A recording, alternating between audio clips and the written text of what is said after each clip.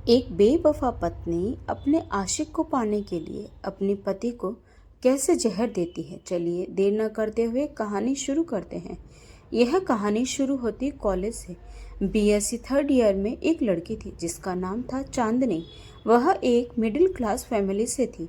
जिसका जैसा उसका नाम था वह उतनी ही खूबसूरत थी, मानो जैसे वह कोई राजकुमारी हो। और उसे इस बात का घमंड भी बहुत था। उसे उस कॉलेज का हर लड़का प्यार करता था और अपनी वाइफ बनाना चाहता था। चांदनी को आए दिन लव प्रपोजल आते रहते थे और चांदनी किसी को भी मना नहीं करती थी। उसे अपनी खूबसूरती का यूज करना भी बहुत आता था। चांदनी की कॉलेज के लड़कों के साथ घूमने की बात किसी को कानों कान खबर भी नहीं होने देती थी कि वह सभी से रिलेशनशिप में रहती है। वह रोजाना किसी न किसी के साथ होटल और पार्टी में भी जाया करती थी। उसी के साथ उसी के क्लास में एक रोहित नाम का लड़का भी था। वह देखने में ठीक ठाक दिखता था और वह चांदनी को मन ही मन बहुत प्यार करता था, पर कभी भी अपने प्यार का इजहार कर नहीं पा रहा था। पर चांदनी को रोज किसी न किसी लड़के के साथ हंसी मजाक करते देखता तो उसे बहुत दुख भी होता और उसके मन में कई सवाल आते कि क्या उस लड़के और चांदनी के बीच कहीं प्यार तो नहीं है, या उस लड़के ने चांदनी से प्यार का इजहार तो नहीं कर दिया। ये कई बातें उसके मन में दिन प्रतिदिन उठती थी, पर वह इन्हीं बातों को यह कहकर भुला देता था कि शायद वे अच्छे दोस्त होंगे। इसी तरह कई दिन बीत गए। एग्जाम डेट भी आ गई और फिर क्या था, रोहित पढ़ाई में बिजी हो गया। धीरे धीरे एग्जाम भी समाप्त हो रहे थे। एग्जाम का आखिरी दिन आ गया। रोहित ने भी आज ठान लिया कि आज तो मैं चांदनी से अपने प्यार का इजहार करके ही रहूंगा। और आखिरकार हिम्मत जुटाकर अपने प्यार का इजहार करने के लिए उसके पास गया ही था कि उसने देखा कि चांदनी अपने कई दोस्तों के साथ खड़ी थी। तो फिर से रोहित ने हार मान ही ली और वह घर पर आ गया। पर उसे पूरी रात नींद ही नहीं आई। बस वह अपनी लव स्टोरी के बारे में ही सोचता रहा कि आखिरकार वह अपने प्यार का इजहार करे तो कैसे करे। यही बात अब उसे खाए जा रही थी। रात के 2 बज गए थे, पर उसे नींद भी नहीं आ रही थी। अब उसे बर्दाश्त नहीं हो रहा था और उसने चांदनी को कॉल करने की सोची।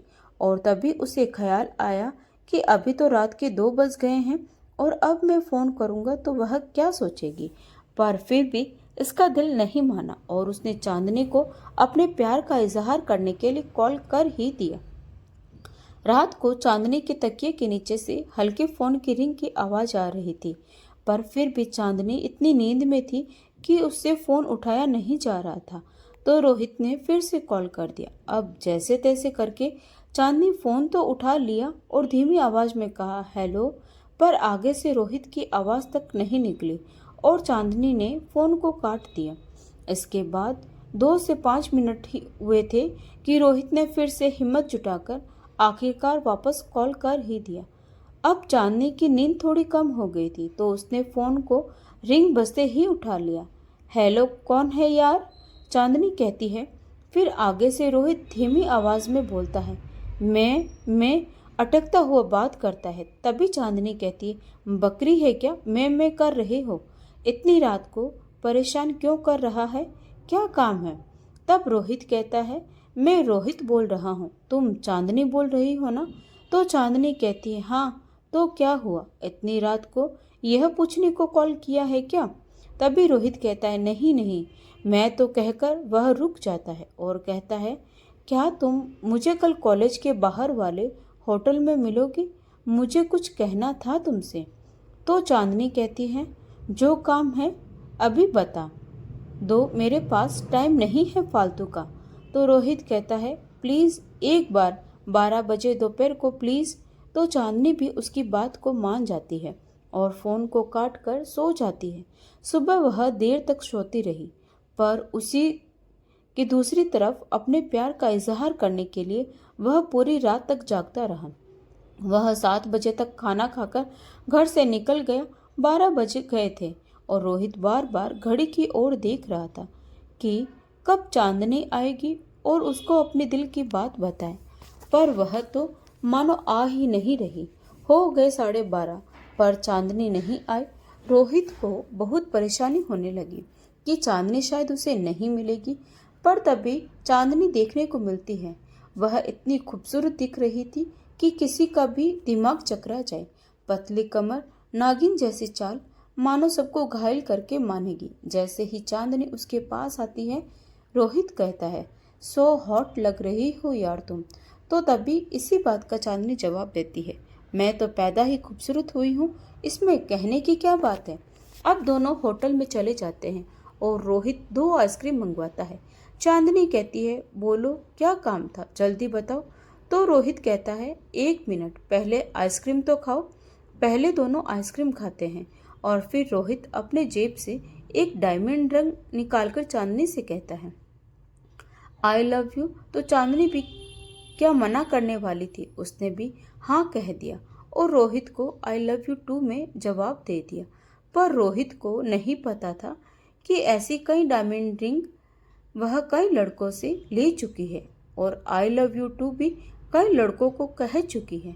ऐसे ही कई दिन बीत गए, पर सच्चाई तो आखिरकार एक न एक दिन सामने आने ही वाली थी। आखिरकार रोहित को यह बात पता चल गई कि चांदनी प्यार में धोखा दे रही है और वह उससे जाकर मिला और चांदनी पर चिल्लाने लगा। तो थोड़ी देर तक तो चांदनी खामोश रही, पर फिर क्या था, चांदनी ने भी कह दिया, तेरे जैसे कई आते हैं और कई जाते हैं, भोंदू सी शकल के मुझसे प्यार करने चला। तेरे जैसे कितने मुझे आई लव यू कहते हैं और डायमंड रिंग देते हैं, पर तू तो मुझे अपना माल ही समझने लगा। यह बात कहकर चांदनी ने रोहित के मुंह पर वह डायमंड रिंग फेंक दी। यह देख और सुनकर रोहित के पैरों तले से मानो जमीन खिसक गई। पर फिर भी रोहित चांदनी को समझाता है, ऐसा मत कर, तू कभी पछताएगी। पर वह उसकी बात भी नहीं सुनती और उसे जाते हुए कहती है, दिखना मत चूजे कभी। और चांदनी चली जाती है। धीरे धीरे चांदनी के लव अफेयर के चर्चे गली मोहल्ले में सुनने को मिलने लगे। अब यह बात उसके माता पिता के पास गई।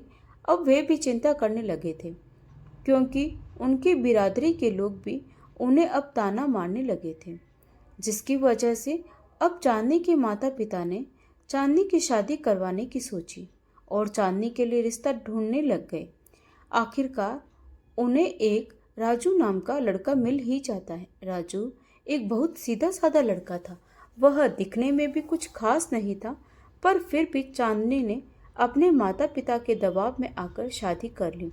अब शादी करने के बाद जब सुहाग रात के दिन राजू ने जब चांदनी का घूंघट उठाया तो उसे देखकर मोहित हो गया और कहने लगा, आप बहुत ही खूबसूरत हैं, मानो जैसे राजकुमारी जैसी। पर तभी चांदनी ने गुस्से में कहा, मैं जरूर खूबसूरत हूँ और राजकुमारी जैसी दिखती हूँ, पर मेरी किस्मत बहुत खराब है जो आप जैसे मेरी शादी हो गई। और फिर राजू कुछ कहने को ही लगा था, पर चांदनी कहने लगी, आज तो हमारी सुहाग रात है ना। तो राजू ने कहा, हाँ। तो चांदनी ने जवाब दिया, सुहाग रात वो तो कई बार हो चुकी है, अब जाओ, मैं थक गई हूँ, मुझे सोने दो। यह कहकर वह सो जाती है। अब बेचारा राजू कोने में पड़े एक पलंग पर जाकर सो जाता है। अब धीरे धीरे दिन बीतने लगे। अब राजू को भी पता चलने लगा कि चांदनी उससे प्यार नहीं करती है, पर फिर भी राजू जितना हो सके उतना चांदनी को मनाने की कोशिश करता कि आखिर वह राजू से प्यार कर ले। पर चांदनी को तो हैंडसम बॉय पसंद थे, वह इस सीधे साधे राजू से कहाँ प्यार करने वाली थी। तो वह उसके लाख मनाने के बावजूद भी मुंह फेर लेती। इस तरह दिन बीतते गए। चांदनी भी अपने पुराने बॉयफ्रेंड से बातें करने लगी, पर अब उसके सभी बॉयफ्रेंड उसे ज़्यादा पसंद नहीं करते थे। पर फिर भी वह रोज़ अपने किसी न किसी प्यार में धोखा दिए आशिक से बातें करने के लिए कॉल करती। पर अब वे उसकी हकीकत जान चुके थे तो ज़्यादा भाव नहीं देते थे। इसी बीच चांदनी की मुलाकात एक पार्सल देने वाले कुरियर बॉय से हो गई, क्योंकि किसी न किसी कारण से रोजाना 1-2 कुरियर उसके घर पर आते रहते थे। वह कुरियर बॉय देखने में 22 से 25 साल का एक एलिगेंट लड़का था, जो दिखने में काफ़ी खूबसूरत था और रोज कुरियर देने आने की वजह से उस कुरियर बॉय राजेश से चांदनी को प्यार हो गया। अब चांदनी और राजेश रोजाना मिलने लगे। जैसे ही मिलने के दिन चलने लगे, अब चांदनी ने एक दिन राजेश से शादी करने की बात जताई और कहा, जान, क्या मेरी बात सुन रहे हो आप? तो कुरियर बॉय राजेश ने कहा, हाँ जान, मैं सुन रहा हूँ। क्या तुम मुझसे प्यार करते हो? तो उसी समय राजेश ने भी हाँ कह दिया। तो चांदनी ने कहा, क्या हम शादी कर ले? तो राजेश ने कहा, कर लेते हैं, पर तुम्हारी तो शादी हो चुकी है, तो हमारी शादी कैसे हो सकती है? तो तभी चांदनी ने जवाब दिया, तुम उसकी चिंता मत करो, मैं सब संभाल लूंगी। तो राजेश कहाँ मना करने वाला था, उसने भी हाँ कह दिया और राजेश ने चांदनी को आई लव यू कहा और उसने इसका जवाब आई लव यू टू में दे दिया। थोड़ी इधर उधर की बातें करने के बाद राजेश ने कहा, जान, अगर हम दोनों शादी तो कर लेंगे, पर हमारे पास इतना पैसा कहाँ है कि अपनी जिंदगी निकल सके। तो चांदनी ने राजेश की बाहों में पड़े पड़े कहा, तुम चिंता क्यों करते हो मेरी जान, मैं सब अरेंज कर दूंगी। उस राजू के पास जो पैसा है वह सब मेरा ही तो है। फिर क्या, दोनों हंसने लगे। अब धीरे धीरे चांदनी किसी न किसी तरीके से राजू से पैसे निकलवाने लगी, पर इतने पैसों से उसे ज़्यादा फर्क नहीं पड़ने वाला था और ना ही उसकी ज़िंदगी निकलने वाली थी। तो उसने कुछ बड़ा ही दांव खेलने की सोची। अब एक दिन रात को राजू को चांदनी अपने पास बहुत प्यार से बुलाती है। राजू जी, क्या कर रहे हो? मेरे पास आकर बैठो ना, कितने दिन हो गए आप मेरे पास नहीं बैठे। जैसे ही यह बात राजू ने सुनी तो राजू की खुशियों का ठिकाना नहीं था। बस क्या, राजू दौड़कर उसके पास गया और दोनों मजे में बात करने लगे। पर बेचारा राजू इस झूठे प्यार को कहाँ समझने वाला था। फिर एक दिन राजू अपने ऑफिस पर जा ही रहा था कि तभी चांदनी बोली, राजू जी, मुझे आपसे कुछ कहना है। तो राजू ने कहा, कहो, आप क्या कहना चाहती हो? तो उसने कहा, पड़ोस की राधा जी है ना, उनके पति ने तो राधा जी के नाम पूरी जायदाद कर दी है, आपको पता है? तो राजू भी बेचारा प्यार में अंधा हो गया था और उसने भी कह दिया, हम भी कर देते हैं तुम्हारे नाम पर जायदाद। अब खुश तो चांदनी बेहद खुश हो जाती है। इसके बाद थोड़े दिनों के बाद वह उसके नाम पर बंगला, गाड़ी और अपनी सभी जायदाद चांदनी के नाम पर कर देता है। फिर धीरे धीरे कुरियर बॉय राजेश से मिलना जुलना बढ़ता गया। अब दोनों ने सभी मर्यादाओं को लांघ दिया था। अब क्या, एक दिन राजेश ने कहा, अब क्या करो, तो मेरे खाते में भी पैसे डालो। तो चांदनी ने कहा, क्यों, क्या हुआ? क्योंकि अगर इतना ज़्यादा तुम्हारे बैंक खाते में पैसा होगा तो इनकम टैक्स भी कटेगा ना, तो कहीं ना कहीं तुम्हारा और मेरा ही नुकसान होगा। अब क्या, अब तो चांदनी कुरियर बॉय के प्यार में अंधी थी। उसने सभी पैसे उसके खाते में डाल दिए। यह पैसे और जायदाद के अपने नाम होने के बाद चांदनी फिर से धीरे धीरे बदलने लगी। वह सीधे मुंह राजू से बात भी नहीं करती थी। इसके बाद एक दिन राजू ऑफिस गया होता है तो तभी वह अपने कुरियर बॉय राजेश को कॉल करती है, जिसके बाद उसने सभी बात बताई कि उसने कैसे राजू से सभी जायदाद अपने नाम करा ली है और कुछ पता भी नहीं चला। फिर दोनों हंसने लगे। फिर क्या, दोनों ने राजू को रास्ते से हटाने का प्लान बनाया, पर उनको नहीं पता था कि राजू घर पर आ गया था और यह सब सुन रहा था। पर वह अपनी पत्नी को दुखी नहीं देखना चाहता था, क्योंकि राजू के जन्म के 5 साल के बाद ही उसके माता पिता की मृत्यु हो गई थी और उसके ऊपर से माता पिता का साया उठ गया था। तो वह किसी को दुखी नहीं देख सकता था। उसने सोचा, अगर मैं मर कर भी अपनी पत्नी को सुख दे पाऊँ तो मैं यही करूँगा। इसके 2 दिन बाद उसकी पत्नी ने जो प्लान बनाया था वह रात आ ही गई। राजू को पता था कि उसकी पत्नी ने उसको पिलाने वाले दूध में किसी प्रकार की कोई गोली मिलाई है, पर फिर भी वह उस दूध को पी जाता है। दूध को पीने के बाद वह कहता है, चांदनी, मेरे प्यार में ऐसी कौन सी कमी रह गई जो तुमने ऐसा किया? मैंने तुम्हें अपनी जान से भी ज़्यादा प्यार किया है। मैं तुम्हें बहुत प्यार करता था। जब तुमसे शादी की उसी दिन से मैंने तुम्हें अपनी दुनिया समझ लिया था और तुमने मुझे किसी और के लिए दूध में यह मिला दिया। मुझे पता है कि तुमने क्या मिलाया, पर फिर भी मैं तुम्हें कुछ नहीं कहूँगा, क्योंकि मेरी वजह से अगर तुम खुश रहती हो तो वह सही। यह पूरी बात सुनने के बाद चांदनी के पैरों तले से जमीन खिसक गई। अब उसके मन में डर था कि कहीं राजू पुलिस को नहीं बुला ले।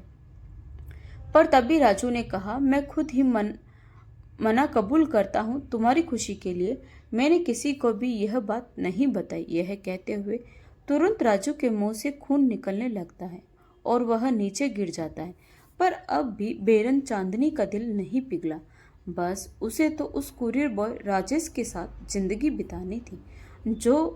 तो जैसे ही राजू अधमरी हालत में नीचे पड़ा था, तभी चांदनी ने तुरंत राजेश को फोन किया और कहा, काम हो गया जानू।